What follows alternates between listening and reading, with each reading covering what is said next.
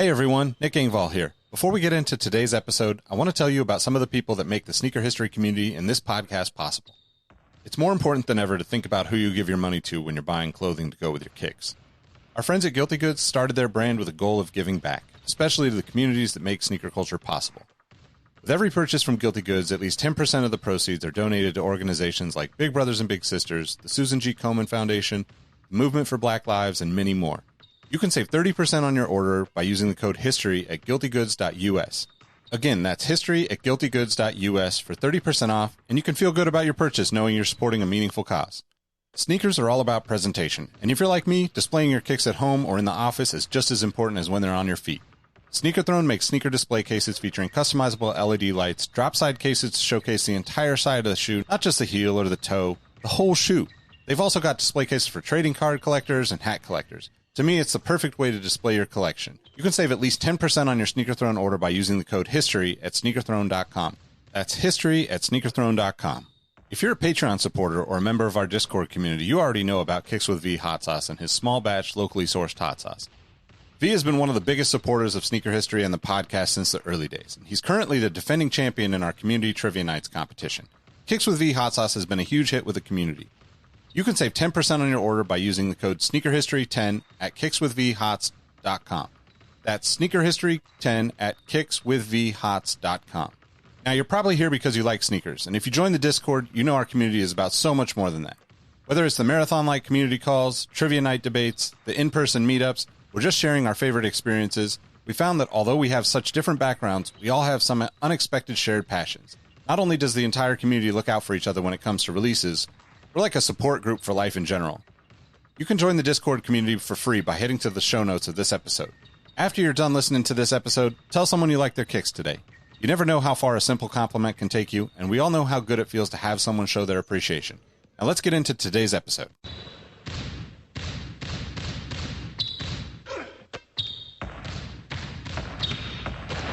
Jordan trying to shake off Starks. Oh, what a move! James with no regard for human life. Final seconds. Bryant for the win. Iverson against Gill. The crowd on its feet. Allen for the win. Welcome to the Sneaker History Podcast. Sorry. What up? Welcome back to the Sneaker History Podcast. We're going to do a live show tonight. You might listen to this later. But yeah, if you're watching right now, I mean, you got a notification, hopefully. You're subscribed to us on Twitch or on YouTube. We're streaming on both platforms tonight. So, yeah, what's good, fellas? How you guys doing? Yeah, I'm good, man. A little sleepy, but I'm good. Why are you so sleepy, Mike? I wonder. Right? The new child thinks that 3 a.m. is the prime time to party. She's clearly on that East Coast time zone. Mike or Robbie, how are you holding up? I see that the prayer candle is out for the aforementioned Fans. Hope all is well. The Lakers are gone, but I will burn this one stain because of Laker. So I will light the beacon. I don't know how, but it apparently was. Who's yours? The glare is getting you. Oh, here we go. Let's see. You see that yet? No, the glare is literally following it. Oh, wait. Is that Carrie Fisher? No, is that Kim Kardashian? Demi Lovato? Yeah, Kim Kardashian. I was like, I got a cup. Okay. I'll join you. Team cups against team candles, Mike. What up, Mario? What up, Sneaker Closet? What up? So, Robbie, I mean, I don't want to kick a man while he's down. Unfortunately, the team that shall not be named also advanced. So, how are you feeling about that? Hard to be down when he'd been up 17 times. Oh, that was in the chamber ready to go. He was waiting for somebody to say that. Yeah. Yep. There you go.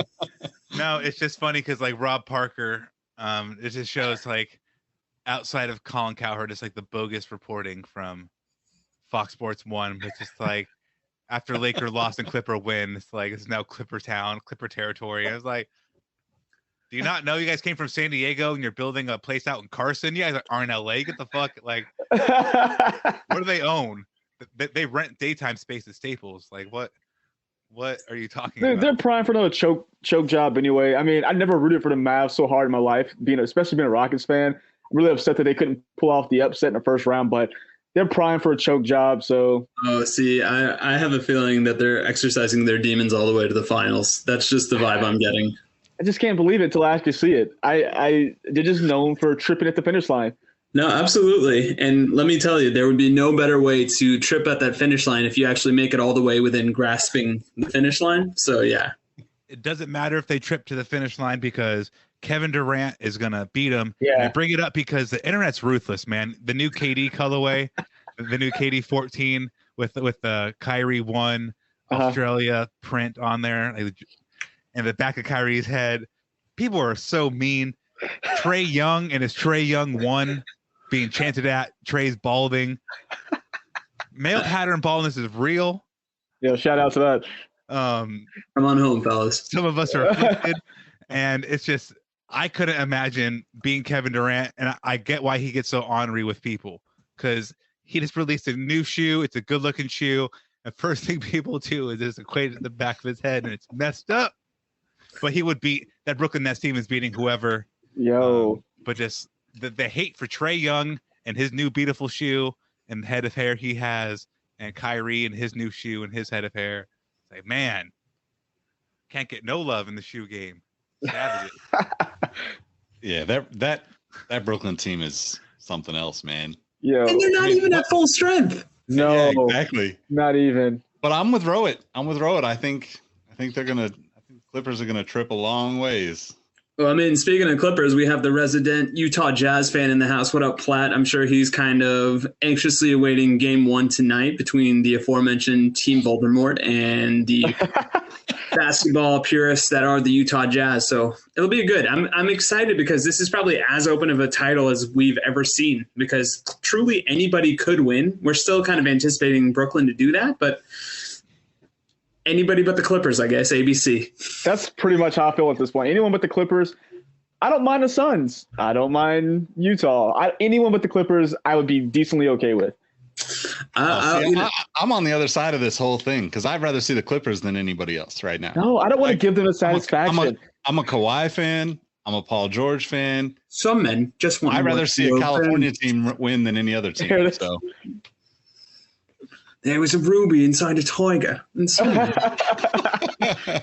See, you can't say Kawhi around our house. My wife's still super salty about him like dipping out on the Spurs. So you say like I bought her like the first present I ever bought her was a Kawhi jersey, and now I think she might burn it, and I'm okay with that. Man, the first present you bought your wife was a jersey, and she's your wife. Like, yep, dang, she's the real MVP. Yeah. We were still dating at the time, so it's like, oh, okay, random tangent. But when I was younger, I had this discussion with my dad where I was like, okay, do you see any circumstance where a man can wear a WNBA jersey? And now, granted, this is prior to the WNBA golden age because we're currently living in that with the likes of Sabrina Ionescu and Skylar Diggins. But his whole thought was, I will only wear a WNBA jersey if my daughter is in the league and it's some sort of record-breaking achievement and moment. Other than that, he told me he would prefer to be sexist in that regard. So I don't know what to believe. But now, like, knock on wood, people are more appreciative of the fairer sex in their basketball. Like just now, as I was going for my evening walk, I saw two boys, in fact, both wearing Ionescu New York Liberty jerseys. So, like, dope. Power is real. I'm happy for that. And then I had to think about my dad and being a sexist and taking it back to the caveman times. I mean, so I have to put the brakes on with this whole conversation around the WNBA being in its prime because I don't know if you guys know, but Sacramento Monarchs, I mean, we won titles like Tisha Peniciero, right? Yeah, you can't be just like dismissing the whole Houston Comets. Like we had some titles too, man. Come on. Exactly. But hey, shout out to Denver 303 in the chat. Yes. Philly is the only team left that has ever won a championship. That is a great stat. Oh wow, I didn't know that. Some great knowledge. Philly's the Milwaukee's won a championship. Kareem Abdul-Jabbar, but oh, that's right. Did they? Oh yeah. Thank you, DNA Show. I was thinking about possibly buying a Aces jersey, but now I know I might have to size up. Yeah. It's That hard to COVID find. weight, I'll fill it out. Stuff Okay. for me. Yeah. Okay. Bring the boys out for one last job. I need to get a Storm jersey. I need a Sue Bird. Yeah. Yep. Liz All right. Sebring. Well, let's get into some topics here, right? I guess before we do, let's do some rocking and copping. What are you guys rocking? What are you guys copping this week? Rocking has been, two things: walking a dog and these. Everything else in these bad boys right here. They know where to go right now. Wait, what did you hold up? Oh, my slides, man. The boom right here. This is where I'm living. Damn it, Mike. That was going to be my answer. And what did you cop? What did you cop? Cop absolutely nothing. I told you guys after the Miami Nights, I have to pull the plug a little bit, but I don't know why I am being really intrigued by the electric green Jordan 6, even though it's just a basic shoe. Something about it. Nothing about the Oregon, poor man, PE, but it's just something about that electric green and that black just really want me to buy it for some reason. I could have bought you for those today from the Nike store. They were sitting there. Well, probably for the best you didn't call. Yeah, they would have congratulated you twice as hard, Robbie. And it's been 7 days since Mike got the Miami Night, so hold strong. Halfway. And they got delayed again, I believe. So to the 21st. Yep. What I was rocking, I'm throwing my slides away in pure disgust because Mike took my answer. So once again, Venice Beach, Kobe 8s. These are turning into a pair again. And for what I copped, I actually ended up getting the aforementioned KD 14 Kyrie 1s mashup. And now I'm almost tempted to get the Kyrie 7 Weatherman because they also look pretty good. But we'll see. We hear rumblings that the South Beach 8s might release on June 23rd. I saw that on the Ringer's new sneaker show, so that was interesting. Go figure there. But I don't know. Robbie, how about you? Man, literally everybody and their mother has a sneaker show as I complain about it on a sneaker show. It's crazy. No better place to complain about sneaker shows than on a sneaker show. Man, even my platform is to hate. Hey. I rocked the Kobe 5 Protro Bruce Lizzle. I call them the Lizzos, the Lizzie McGuires. What? They're kind of lizardy. I thought you had a what did you have? You had another name for him the last time. I have a million names a minute for various shoes. It's from Schitt's Creek though. What did he say? Oh yeah, what did he call it? Oh, I love Schitt's Creek. The Bruce Lee. David, baby. The Bruce Lee. The Bruce Lee. The Bruce Lee runs small, so if you buy these, if I was hooping in them, I guess the tightness would feel good. Cop did. We'll talk about these more. I'll put them away now. That'll be a topic. But when it comes to cop-ing, as in current or future tense, the Felipe Pantone Puma pack. Yeah. No lie is fire. So not a lot of fanfare for that, but just the collection gives me ACW vibes without the price tag. It gives me a whole bunch of different feels. And it's just the shoes are cool. So whatever. But this is the first time in I want to say close to ever from a sneaker brand specifically where I'm give me that clothing. Because the Travis Scott stuff is cool. It's whatever. The Supreme Nike stuff, whatever.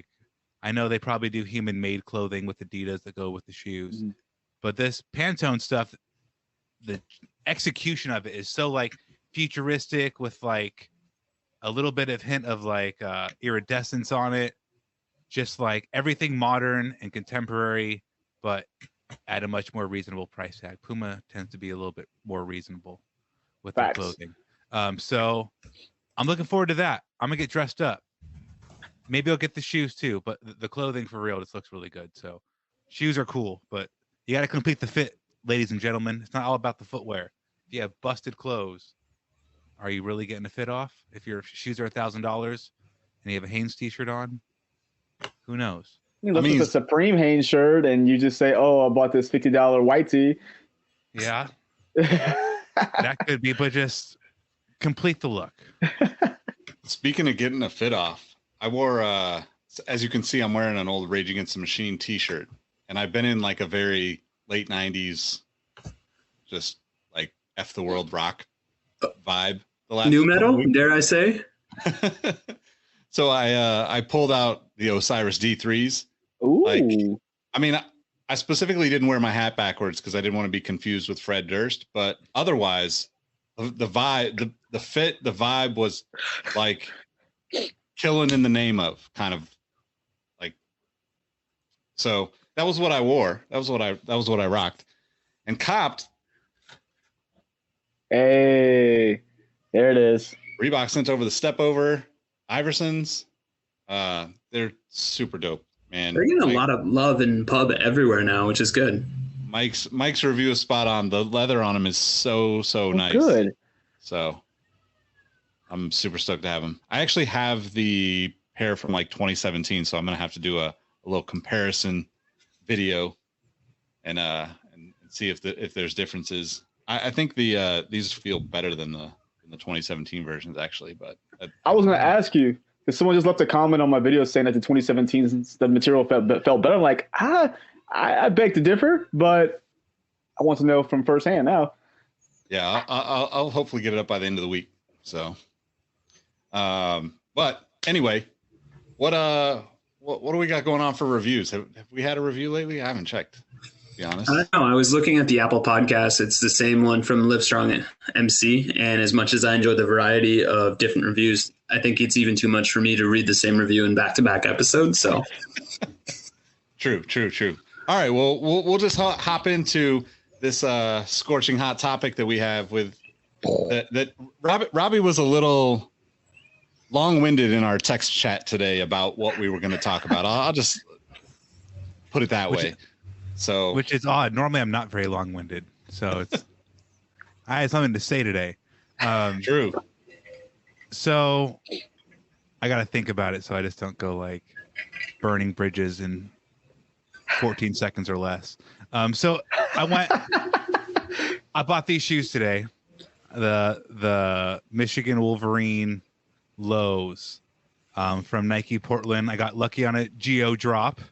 You know, when sneakers does that geography geotag, knows where you are, gives you a chance to buy a pair of shoes. So cool. I missed out on these on Saturday. I believe they dropped this past Saturday. And I was like, all right, I was kind of mentally prepared to drop $100 on Saturday. Missed out, and I just went about my day. I didn't care all that much. So Monday comes around, and they do the drop on sneakers for these, and I try my luck, and I win. So now I'm out $100. and that got me thinking just one way. It's like Nike isn't particularly a bully, but you get shaken down. You get shaken down a lot. It's kind of like you show up on the playground. It's Monday morning. You know the bully knows your parents gave you $20 for the week to buy your snacks, to buy your lunches. Shows up. He's like, hey, give me that 20 and know you have it. You got Debo'd. I got Debo'd. Tuck it in real quick. Take a chain. Run it. But and then that got me thinking about most of the purchases I make through Nike are purchases through FOMO. And it's like, man, like the fear, not even just fear, just like the opportunity. Most crimes are crimes of opportunity, they say. If you think you can get away with robbing a bank and you're pretty confident, you might try to rob a bank. So most sneaker drops really are a crime of opportunity. You probably don't have the money. You may not have the means. You may be having car issues. You could have a baby. You could be planning a vacation. Million reasons. But like, if you get lucky, your brain justifies it like, oh, I won these. It's like, no, you didn't win anything, bro. Like, you made a purchase. Like, in the history of Earth, in the history of time, up until like 2014 when sneakers started, like, it's called making a purchase. Like you were a consumer. So the reason why I was long-winded in the text, I went and picked these up in person. I'm waiting in line. Nobody's talking to each other. I'm eating a sandwich, so I really don't want to talk anyway. But like, it was a long line. I'm like, well, I'm gonna get a sandwich. I'm gonna be munching on this during this line. I get in there. I get into Nike Portland, and first person is like, hey, what's up? I'm like, oh, I'm just going to go pick up some dunks. He's like, oh, congratulations, man. I was like, I Nick Young'd Russell Westbrook. And I was like, thanks. It sounded weird, but I kept going. And then as I'm approaching the stairs, you go to Nike Portland, so you go up the little stairs. As I went up the stairs, someone says, hey, congrats. And I'm like, stop. Thanks. I'm then in line waiting. There's like 5 people in front of me. Somebody is pulling pairs. So the guy comes in and asks me what pair I'm getting. I'm like, oh, size 12, the Wolverine pair. He's like, oh, cool, man. Comes out. He's like, oh, enjoy, congrats. And I was like, are we as fucking British now where everybody says cheers at the end? Or are we in a society now where I don't know if they're trained, because I know customer service jobs trained to use different hot words depending on whatever mode of business you're in. And like, is Nike telling their people to say congratulations? So I have like a false sense, an inflated sense of like victory, or like I did something cool, or like I've accomplished something. Again, I've made a purchase. I spent $100. And I got a fancy pop-up on my phone saying, like, yeah, you've been selected. And 3 human beings telling me congrats.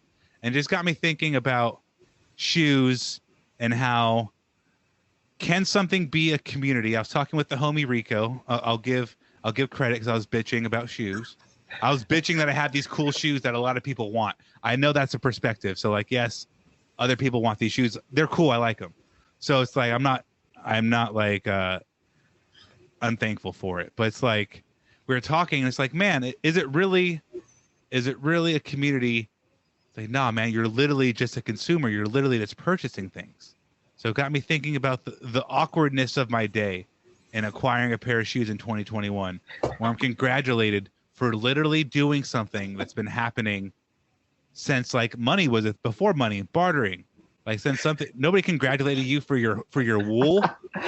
Congrats on your wool. Like, no, man. Thank you for the carrots I'm eating today. Like, I don't know what. I don't know, but it's just like I don't get. Like, would you be weirded out being congratulated on spending money? Is it a congratulatory event? Am I weird? What happens is. Oh, go ahead. No, I was going to say, I don't think it's weird per se. Maybe they're envious of your position and they're hoping to spread some goodwill, because when they hit on that geotag sneakers hit, they would like that reciprocity in terms of, hey, good job. I'm always for the, whatchamacallit, what was the Chappelle Show sketch? Whack Donald with Arnold. He's like, hey, good job, Arnold. You did it. Yeah. Like, that's the vibe I get. Yeah. And the way you were kind of describing it, Robbie, I wouldn't be surprised if this isn't like a B plot in a South Park episode in the near future, because it is very much a cult-like mentality. But to your point, maybe people are noticing that one of the reasons why people still go back to, let's say, the Chick-fil-A's of the world, despite their questionable human rights record, is the fact that they really give a damn about me ordering Polynesian sauce with my chicken sandwich. And really, I can do no wrong. So I know bad eating is kind of a detriment, but anytime like my ego is particularly bruised, I used to go to Chick-fil-A just so people would be nice for me for doing the most mundane shit as possible. So I get it. Roy, I like the way you order those chicken nuggets. It's like, you know what? We very rarely do we order, or we see orders with a Scottish accent, sir. But, you know, good for you. So, I mean, I don't understand the congratulations, because I already have a hard time spending money as it is. Anytime I buy something, like, ugh, even if I have it saved up, I'm like, do I want to buy this? And if someone congratulates me, I'm like, ugh, why? I'm giving you money. Like, what? Congratulations to you. You made your commission today. Why are you congratulating me for spending $100 on something that's built terribly? Because I'm just waiting for Robbie to tell me how bad the toe box is on this thing. Is it bad? It looks more like thumb, which is good, than brick. See, Tom Cruise is shining in.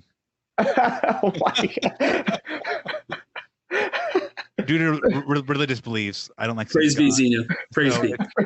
I always think of Ricky Bobby. Help me, Tom Cruise. So when I'm on fire. It's more thumb, which is good, which is a thumbs up than it is block. You know, like, yeah. This is so weird. It's better, but it's just like the consumer, like, are we in such a consumer focused mindset to where people know that sometimes people feel ugh about it, like Mike, and then like the congratulations like helps like take the sting off, like zero relief. But like, I get a thank you for your purchase email, right? You make a purchase, every company does that. That's different though. That's thank you for your purchase, not congratulations. You've made it through an app that is like a slot machine. Like, I don't get congratulations if I go to casino and win $100. You're like, all right, here's your money. Well, so there's some sneaker misconceptions and myths. I've had conversations with people. One of the real true things about sneakers is that they know if you're buying stuff on your Nike linked account, they know that you're buying stuff either in an outlet. So if you go into an outlet and you buy your jock straps, right, or sport panties, I call them, your compression shorts, Spanties. Yeah, Spanties, your sport panties. What's a Spanx? Wait, if what? you're in there buying your sport panties, use your Nike linked account from your app on sneakers. They know that you just made that purchase. When you do the draw, it'll see, all right, this Joe Schmo is only in here every Saturday or every Wednesday and Monday trying to buy dunks. He doesn't get a win. Mike over here bought a baby onesie, some pants, and a hoodie.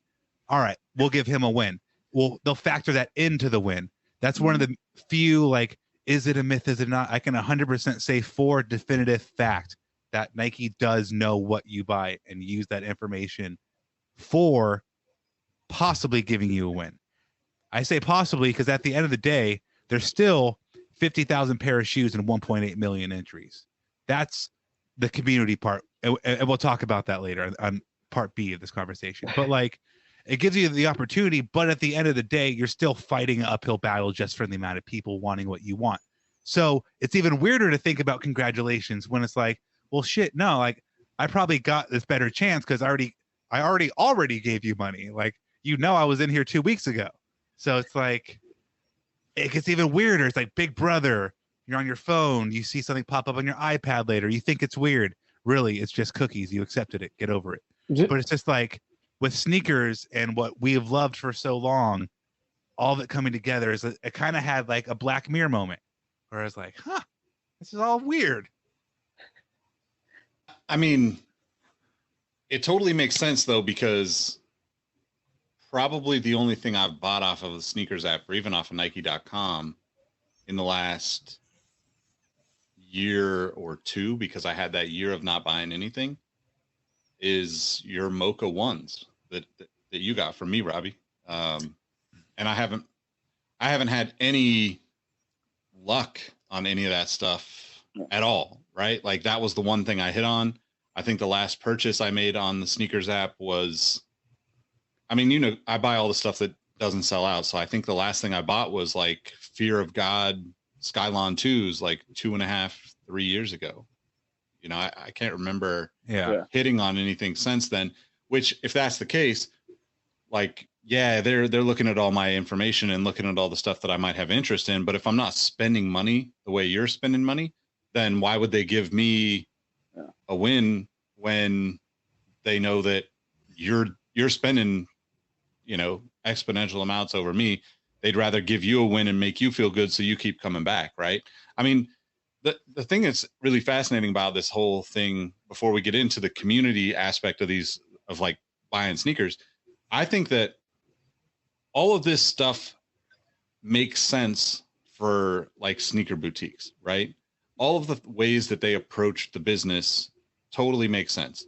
You know, if you're a, let's say you're here in Sacramento, you've got, you know, somebody that's coming in buying, I don't know, maybe they're buying something, you know, once a week, once every couple of weeks, you know them, like, you know, that's the type of customer that's like, they're bringing coffee in when they come in to say what's up by that time, right? Because you've got such a rapport and a relationship with them. whether you hang out outside of the shop, you know, or not is a different story. But like, you know, that person by name, you know a lot about that person. They are like, you know, without the monetary transaction, they're basically a really good acquaintance, really close, you know, like business associate, whatever. And I think that's like a really normal thing that would happen in, you know, working in a retail store of any kind, right? Like, I used to work in retail, you know, back in the day, selling cell phones, right? And that's how I made money, right? Like, I mean, I would literally remember things. I would know everything about you guys. The moment you came in, like, I would be talking to you about your t-shirt that you're wearing. And the next time you came in, I would talk to you about a different t-shirt. And then I would reference the first t-shirt the third or fourth time you came in. And by then you're ready to spend money with me. But because it's done through algorithms and through apps, and there's not that personal human interaction, we all kind of have this like, well, this is fucked, you know, like, this just sucks. Like, everything about this is terrible, right? They're following me around the internet. And it's dumbed down some of the personal aspects of the way shopping works, right? It's taken away from, you know, for a lot of us, like, who we even buy from, right? Because Nike keeps reeling in this stuff, taking away the boutiques, and not just Nike, right? All the brands are doing this, and they're all like, hey, we can do this, and we can employ somebody that'll represent our brand. And then that person will be the person that you connect with and buy from.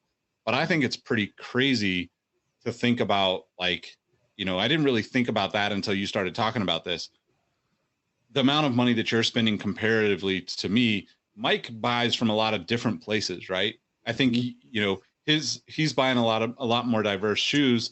You're still spending a regular amount of money at Nike, and it makes sense that they would, you know, cater to you because you are a better customer in my mind than I am, right? Yeah. But I do still think, to circle back to like your original conversation about walking in and being, you know, congratulated 3 times for making a purchase, I think that's weird as hell. I just think you know, it's not like it's a pair of sneakers, right? It's not like you bought your first new car, you bought your first house. It's not a celebratory moment in any way, shape, or form. I think there's certain things about it that are great. I think that, you know, to a shoe like I don't know, maybe like a Travis Scott, great. You know, you got something super limited, congratulations, right? But when it's something like that, we would all agree that should just be kind of regularly available, right? If a Michigan Dunk was an Adidas shoe, it would be a Stan Smith, and it might go away every 2 years, but it's available 90% of the time. If it's a Puma, it's a suede. This is a basic shoe. Everybody in the world recognizes, hey, I like Nikes and I'm going to wear a Dunk because it's a Dunk, right? And that's the part to me that just doesn't make any sense at all when it comes to kind of the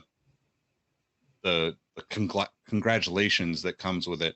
And even online, we're starting to, you know, we see it all the time, right?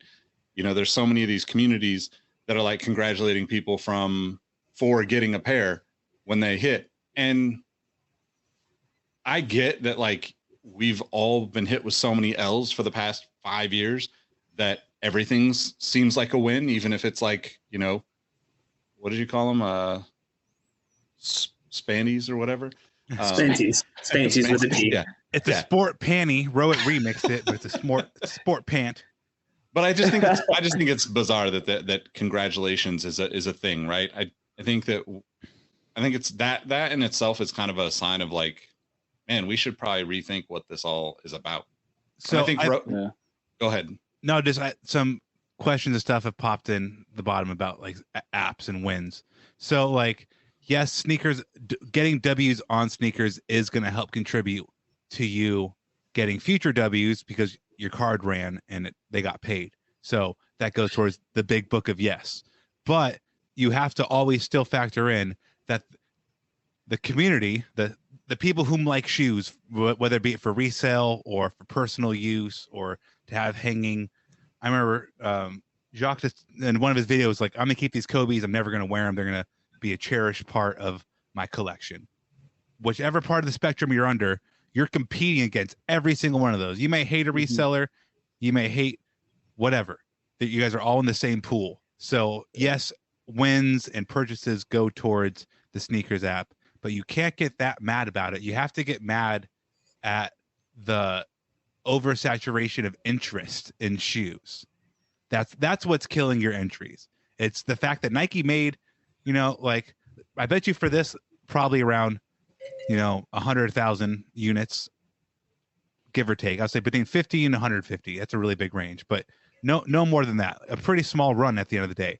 So many people have seen this shoe on Instagram, and so that's just one factor. So people, whether it's for superficial, as us defining superficial reasons of wanting this shoe, have been seen on Instagram and Twitter nonstop for the past, since the shoe came out in high top version, say a year and a half ago.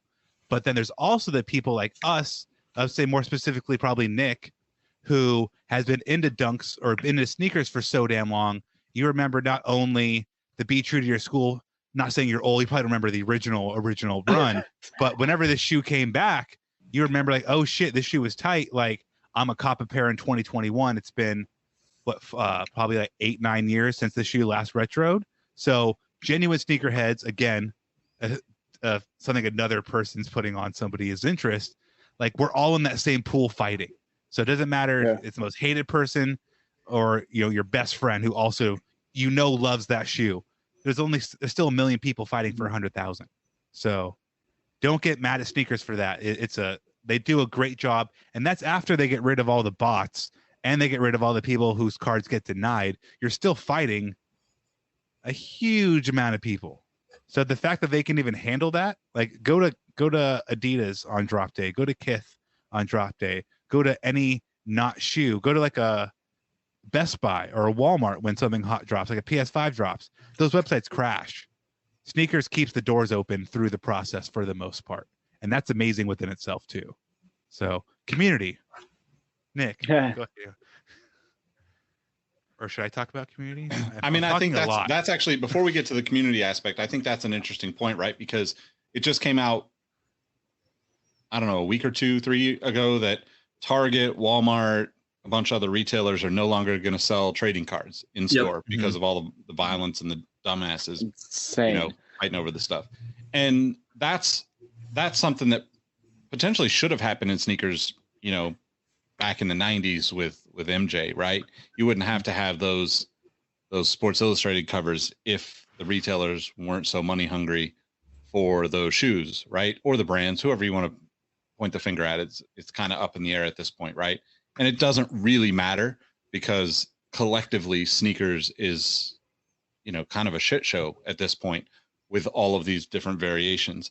And I think that if trading cards is, trading cards to me is always the kind of beacon in front of sneakers in a sense, right? It was the collectible thing in the 70s and 80s before, when I was a little kid, right? Before I knew what sneakers were and started drawing them, I was 5-6 years old and I amassed a ton of baseball cards and basketball cards back then. I wish I still had them and took care of them, but I think that's the interesting thing about like this next, whatever comes next from this, right? And I think that's where we want to talk about community tonight, because my personal opinion is that I'm never going to buy shoes to then give back to our community. I get shoes to give to our community, but I'm not going to try to buy a bunch of shoes and say, hey, we got a full size run of this available for the sneaker history community. I don't have anything against that. If that's what people want to do, then, cook groups are cook groups, right? If you buy shoes at retail or buy shoes at a discount and then sell them, whether you make a profit or not, I think that's a cook group, right? And I think that's great. I think that helps a ton of people. The bigger those communities become, the better off they are. Whether that's, good or bad, everybody has a different opinion. For me, like, I just look at what our community has become. We have maybe 130 something people in our Discord.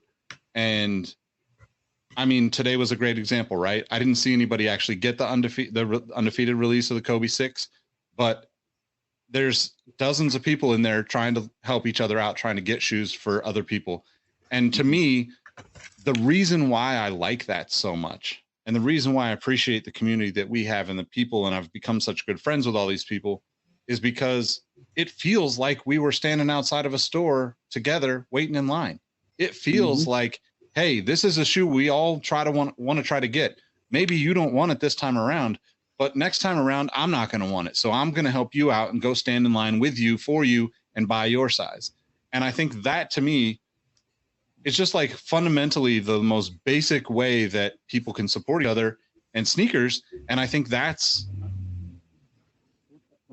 to me, that's the right way and the best way to do it, because it's as genuine and as natural as possible. It's organic. There's no smoke and mirrors. There's no big money investment behind us. There's no anybody trying to like plug in and take from this and give to that to make money off of it. Because I think one of the things that came up in our text chat today was, there's always room for a company to make money off of their community on the secondary market, whether that's an intentional thing or not, and it's not even a wrong thing, right? It's a business, right? A business is out to make money. I don't have a problem with resellers. I don't have a problem with cook groups. I don't have a problem with the sneaker communities that are popping up. It's all a part of this whole thing that's honestly like given us all a lot more opportunity to be active and to connect with people. And specifically for me and for us, this last, I don't know, year and a half of the pandemic, I wouldn't have made it through that whole year and a half if we didn't have the community that we have, and if we didn't have the podcast to talk to each other, because it's been such an escape from the bullshit of all the other stuff. And at the end of the day, the most beautiful thing about the whole community is we have people that don't buy shoes hardly at all. They get shoes once in a great while, and they're just as respected and appreciated in the group as anybody that's buying every day. And that's the thing that I think is like, you can't really explain that to people outside, because you kind of see everybody trying to sell and market you, come be a part of this. And it's like, I get that, but like at the same time, it's not a thing of ours. It's a thing of everyone's. And that's how we connect. It's not us against the world, so to speak, when it's about being a community. We're not trying to go to battle against other communities or cook groups or any of those things. We're trying to provide as much opportunity for people to buy sneakers as we can, but also just provide friendship and knowledge and access and connection and have a good time. Yeah. End rant. Mike, I'm gonna give it right to you, but just like it comes down to if you're happy. So if you're happy paying a subscription and to maybe get a shoe, and you're happy with that, cool. If you're happy, like Mike, I know you're happy to have those LeBrons. You paid go early, so you paid over resale, and fuck it. If you're happy with it, who is anybody else to tell you what's right or wrong to go about it? So I think that's just like one point I wanted to throw on the back end of Nick's. It's just like, from the consumer standpoint, if you're happy with what you're doing, if you're paying $50 to get a possible shoe, like, man, if you're not mad about it, then whatever. Yeah. No, I mean, that's also kind of a good segue to what I was like thinking is this. It's all about how do you feel about where you're at, whether it's with us, with anybody else. How do you feel within that set of people? Because we all, yes, there's the quote unquote sneaker community as a whole, but we all have our own subsets. Like with us, yeah, we talk about sneakers, but if you look in our Discord, if you've never been there before, there's so many other things there. We're not harping on sneakers all day. Yeah, we talk about our wins or losses or what we wore, but there's so many other things: food, candy. There's a dad group. There's so many other things out there that we have rallied around as friends, because sneakers brought us together, but we're able to hold a community of just, again, friends based on that about other things. So I think that's what sets us apart from everyone else. That's why I really consider us a community, because I mean, we go help each other get shoes. We talk about other things. It's not solely like, if there weren't shoes, we took shoes completely out the topic, I'm sure we would still have a great community because we built it up to that point. And yeah, I guess it's just what you want to get out of the group. With us, we're going to go to bat for each other to find a shoe, stand in line, whatever it may be, to try to get one thing for somebody. I've seen it where one person, wants one thing no one else wants. We all try to get it, no dice. I've seen it where same thing happens, but like more than one person hits. So there's always going to be a chance when it comes to purchasing a sneaker because of the interest in it and then the lack of numbers that they produce. But that doesn't deter us. Like, we're not saying, oh, no one's flexing on anybody in our community. It is, people are genuinely happy when someone cops. I don't know when the Alma Manier 3s came out, a lot of our guys were able to get them. It was nothing but like all dudes happy that you were able to get them, happy it was easy for you to copy and get, killed by the bots. It wasn't, oh, look, I got 15 of them because I paid more money than you to be a part of the bigger tier of the group. So I just think that that's what sets us apart, because although it is consumerism and it's hard to consider it a hobby, it can be if you put the right, I don't necessarily want to say maybe not value, that maybe is kind of going too far, but just kind of the right mindset with the group you're in and the group you start. So it all, I think, is all on a per person, per group basis, organization basis on what you can get out and what it means. So much in life is perspective. And to Mike's point, that's why we all ride or die for the Discord and our beautiful listeners, viewers that are kind of sitting here watching us chat. I know for me, I got into sneakers kind of backwards of what everybody's saying, because I was new to an area. I didn't have too many friends. And then one of my friends kind of took me under their wing. And one particular night, because at that point, the Beaverton employee store was still doing like midnight releases, he would say, "Hey, Ro, do you want this sneaker?" And I was like, never even heard of it. He goes, "Well, I kind of want an extra pair and we're not doing anything else tonight. Do you want to stand in line with me?" And as I stood in line for these different sneakers that I initially didn't really care about, I just liked the fact that I belonged to something again. And some of the best memories I've had have been because I haven't been able to get the sneakers, but I got a hot joke off because we cracked up the whole line for whatever reason. And that's where people keep coming back. So I'll tell the other side of it. So I was part of the Global Cuts in 2017 for Nike. After that, I kind of didn't want to have anything to do with a sneaker, because I was just like, I've lived and breathed this life for over 9 years. And it's one of those things, whenever you have a bad day at work, sometimes you just want to leave work and you don't even want to think about it. Unfortunately, as a Nike employee, that's kind of hard, because that swoosh is goddamn everywhere, and it can be frustrating because you want to leave that behind and you can't. So when I got the invite to join this podcast and by extension join the Discord, I realized I miss this community again. And you guys made me fall in love with sneakers, but also that aspect of this is the one common thing that the four of us share that I don't know if we had anything else initially. Now, as I've gotten to know Nick, Mike, and Robbie, I realized I love basketball like Robbie loves basketball. I love superheroes and comic books like Mike loves superhero comic books. Hell, I've become a Formula One fan because I feel more comfortable because Nick is kind of the OG Formula One fan in my life. So I'm always kind of throwing things off him. And it's one of those things where we don't care about the fact that people hit on sneakers other than to say, hey, that's awesome. If for whatever reason we ever have a member like that in our Discord that just says, hey, guys, guess who hit on a full size run? I still think all of us have enough grown man sense to be like, you know what? Good for you, man. If that's what brings you joy, we're here for you. We're here to celebrate your wins. And just save some for the rest of us next time. Tongue in cheek, but I don't know if that's normal in the greater sneaker community, because it's become so much of a haves versus the have-nots.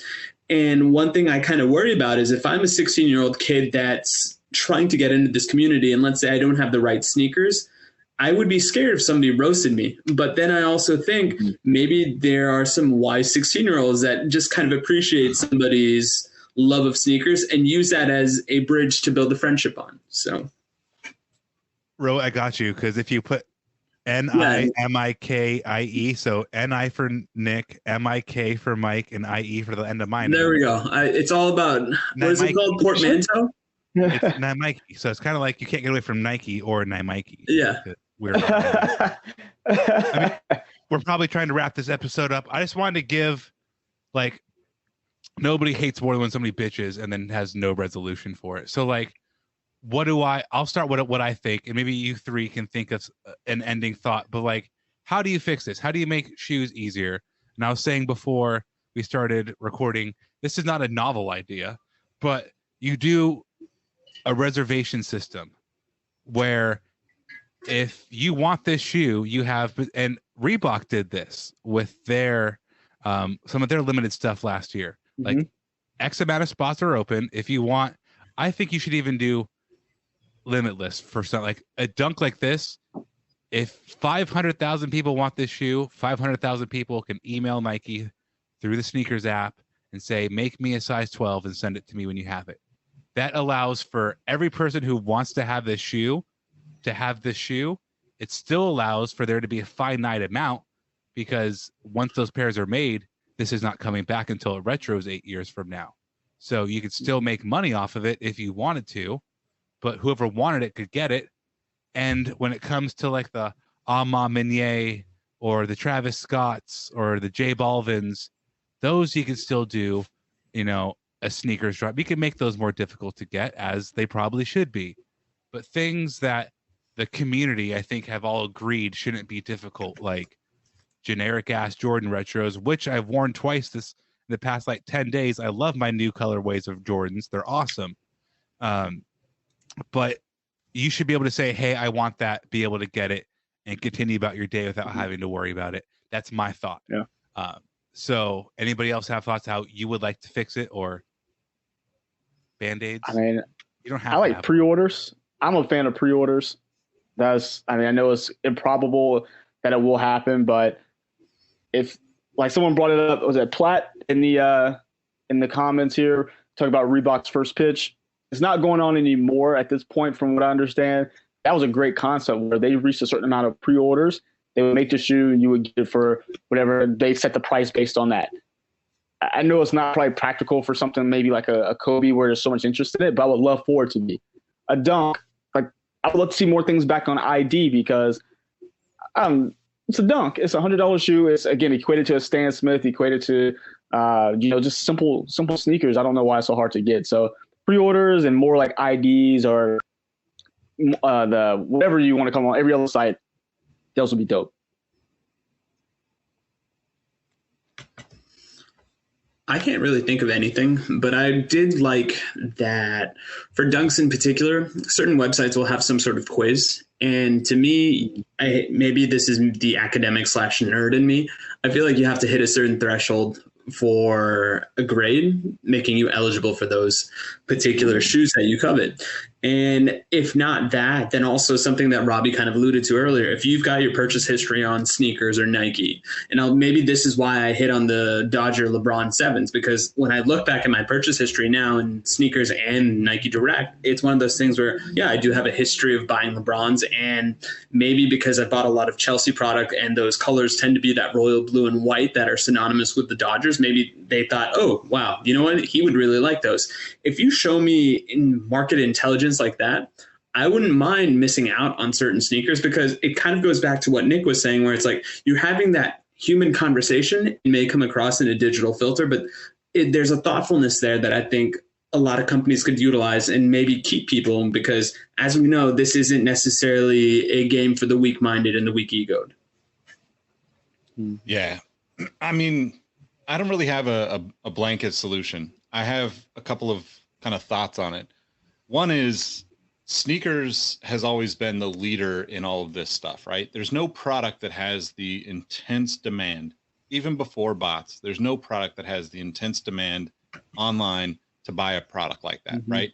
Apple is the closest thing. Apple went to pre-orders years ago, right? Yep. That's to me, part of it is just like the responsibility of a Nike, making it better for their customers, right? Like, eventually you would expect the demand to go away if there's no possibility for the average person to get shoes, right? And I think that's it's not something that you see across most things. Now we're seeing the opposite of that. We're seeing, like Robbie made the point of like PlayStations and all this stuff selling out and trading cards and all that. And I think that it's troubling to me. I think that we're headed in the wrong direction. But I think that the other part to all of this is the brands, everyone online could do a better job at making people feel more valued as customers, right? I kind of go back to this same example, but probably like 13, 14 years ago when Twitter first started, you know, I tweeted something that said something along the lines that I need help getting a pair of the House of Pain Campus 80s, the Adidas Campus 80s that came out. They released at Concepts. I couldn't get to Concepts to get them, but I really wanted a pair. I knew that those shoes floated around somewhere, but you got to realize like Twitter was not what it is now, where everybody's on there, everybody's talking sneakers on there. It's a completely different vibe right now. Or back then. And so I tweeted it out just like, hey, if somebody sees it and helps me out, that'd be great. Right. So some random person whose screen name at the time or whatever was something like Addy Special Ops or something like that. Right. Oh, dang. Reached out to me and was like, hey, I think I can get you those. And originally I thought, okay, that's crazy. Who is this? Right. Seems like a I don't know, a reseller or something. Right. But then it turns out that the guy actually worked in customer service for Adidas, and he was kind of doing this under the table so he could help more people out because he was just passionate about it. And that to me is still one of the greatest experiences I've ever had as a customer of any type, hands down. Right. The fact that he went out and found a pair of shoes from a store on the East Coast, had them sent to Portland's, headquarters, and then shipped them to me in Austin, Texas at the time. Like, that's insane. Like the level of commitment to making someone happy is just immeasurable at that point, right? You can't even put a price tag on what that did for me as like a wow factor, right? I wrote about it on multiple different sites because I was just like blown away. I'm talking about it again 13, 14 years later. And those are the types of things that we just don't have right now. We have all this like automated stuff, and we're taking out that human connection. And I think those types of things, to that story, right? Adidas kind of pushed him out of that and said, no, you can't do that. Right. I understand that. Like, as a corporate entity, you have to have, everybody on the same page. Mm-hmm. But like I believe he's still with the company, or at least he was a few years back. Last time I chatted with him. But it's one of those things that I think could, you could totally get creative with those things, right? And not have to do this whole, sneakers suck for everyone attitude, or we don't care about anyone as long as we sell the product attitude on the business side, because it could absolutely work in many different ways. And to me, it's going to take some people internally at all these brands, at Adidas, at Nike, at Jordan Brand, everywhere, to say, this fucking sucks for the customers and we got to do something about it. Because at the end of the day, like, we don't actually have any real, like, we don't have any real brand loyalty to a brand that's going to outlast this kind of stuff, right? Like, we're all going to be fans of all these brands as sneakerheads and, community and all this stuff. But like, at the end of the day, we're all growing up, right? Our priorities change. I'm 42 and I'm still growing up, right? And my priorities shift a little bit further away from putting up with the bullshit every day. And Mike having a kid, Rohit about to have a kid, those types of things will shift you one more step away. And eventually everyone shifts away and somebody else replaces us with something that completely doesn't matter. But if it doesn't matter, if you don't have these communities, whether it's our community, the other communities that are out there, the cook groups that are out there, if you don't have those, then you don't have like this crazy demand that you have, because it's been 10 or 15, 20 years, 30 years for some of us that of being passionate about this, that's passed that excitement along to the next person. It's very little to do with Nike passing that along, or Reebok passing that along, or Adidas passing that along. It's that personal connection that actually makes that next generation give a shit about sneakers, give a shit about the stories, give a shit about even being a part of these communities that just obsess over these things. And I think, to me, that's like kind of, I guess, like where I should wrap and just say, like, I'm just looking for those people that say, fuck this, it isn't right, and let's do something about it, right? Because somebody's going to come along and do it. I think there are people out there that are doing it outside of the brands right now. I don't know that that's the sustainable way, because at the end of the day, the brands just want the money, you know, to the point we made earlier about a group buying shoes at retail and selling them back to their community at retail does nothing but put more money in the pocket of the brands and take away from the average consumer trying to make a purchase. Whether you're part of that group or not, obviously depends on your luck. But at the end of the day, like to I think the points that everybody's made, you're going to end up getting to know people through this community and through the passion for sneakers, but then you're going to become friends far beyond that. And sneakers becomes very minimal in the bigger picture the longer you're friends with people, you know? So these two got kids, Nick's old, and I'm just sitting here looking at these shoes like, damn, these are pretty. You got more kids than any of us. You got three cats, man. You didn't say anything about. I'm just kidding. I was like just marveling at these shoes. That was a good episode, though. That was fun. Yeah, I think they were Todd T. Yeezy said, you know, they mostly rely on hype culture and FOMO that Robbie was talking about earlier, and I think that's 100%. You know, sure. we like, it's hard to remove ourselves from that aspect of sneakers, right? We all want that hit of a win on the sneakers app. Whether we actually want that shoe to wear it or not is a different story.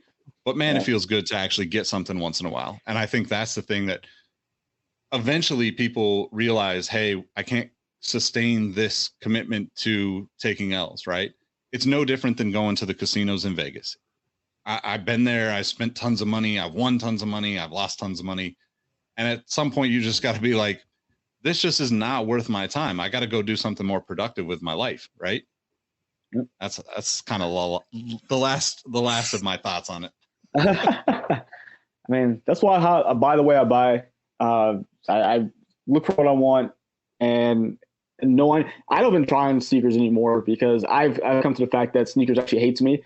Since 2014, being on an app, I've won 0 times, and I've made purchases through like the outlet, have my little barcode scan. So I'm like, you know what, forget it. I'll spend the extra $50 or hopefully I can get it cheaper and get what I want and not have to deal with the, you know, they like to call it Saturday.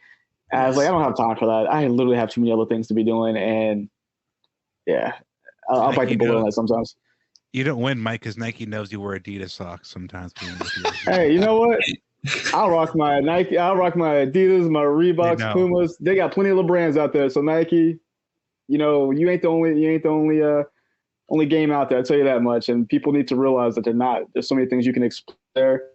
And Nike, yeah, they have the biggest market share and the biggest presence, but diversify what you like and you won't be as disappointed. I'll tell you that much. Yep. I was just going to say this. If I don't buy another pair of shoes tomorrow, it would suck, but it would suck a lot less if I couldn't talk to you guys or the Discord or my friends. Mm-hmm. So that's the perspective you have to have. And yeah, it sucks when you don't get sneakers for the 16th week in a row, but then you just got to go with the flow, because if that's the worst thing that happens to you in a year, you've got a pretty charmed life, and that's where we all want to be. Yep. Well, I think that's a good spot to wrap. I did see those F1 comments in the chat earlier. So the F1 episode is coming. If you're in the Discord, get into the F1 channel. I think we should get a group of people from the community to hop on with us and do that one, because it would be a blast. But thank you all for tuning in. Guys, let them know how they can find you outside of the podcast and the Twitch. Yeah, you can follow me on Instagram and Twitter at MadWatcher789. Of course, Sneaker History, and on YouTube at Mike Guillory. What about you guys? At Roheezy on Twitter, at RoadM13 on Instagram. And if you're in Portland and you see me in the street, say what up. Thank you, Puma, for this sweatshirt. You can find me at RAHBEE702. I wear this. I'm sitting here ragging on Mike for his socks. I've been wearing this Puma sweatshirt with Nike shoes for like 2 days. So, see, it's okay. I'm in the house, though. I don't leave. I'll let everybody see it. All right, guys. Well, it's been fun. And follow at Sneaker History on all the platforms, and we'll catch you on the next one. Peace. See you.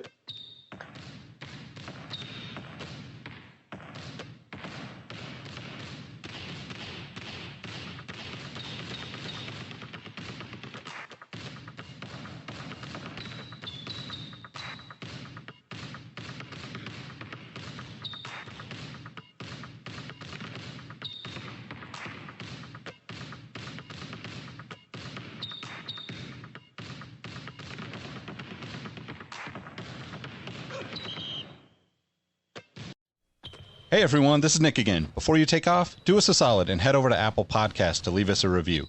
Give us a rating on Spotify and Amazon Music, and make sure you're subscribed to our YouTube channel because we have even more video content coming soon. Speaking of new content, we have an amazing community of sneaker enthusiasts that hang out in our Sneaker History Discord on a daily basis. While sneakers is a connection point that brought us all together, we've all discovered countless shared passions that we have in common with each other. We recently launched a couple of new podcasts directly from our community. One of them is a Formula One podcast. If you're an F1 fan like me, the Exhaust Notes podcast is your weekly fix of Formula One fun. It's hosted by myself, Rohit Malhotra, and Todd Yates. New episodes drop every Tuesday. I've been wearing fitted hats for years and collecting my favorite teams since I was a little leaguer. It has been awesome to see so many new fans getting into fitteds in recent years. Crown and Stitch is our new talk show about fitted hats with Dexter, Keith, and myself, where we talk about fitted hats, snapbacks, throw in some obscure hats because we all kind of like some funky stuff once in a while, don't we? Copping, collecting, and so much more. New episodes drop every Wednesday. Hit the links in the show notes for this episode to give our new shows a listen, and be on the lookout for more new podcasts dropping soon. Last but not least, tell someone you like their kicks today. You never know how far a simple compliment can take you, and we all know how good it feels to have someone show their appreciation. Thank you all for the support, and we'll catch you on the next episode. Peace.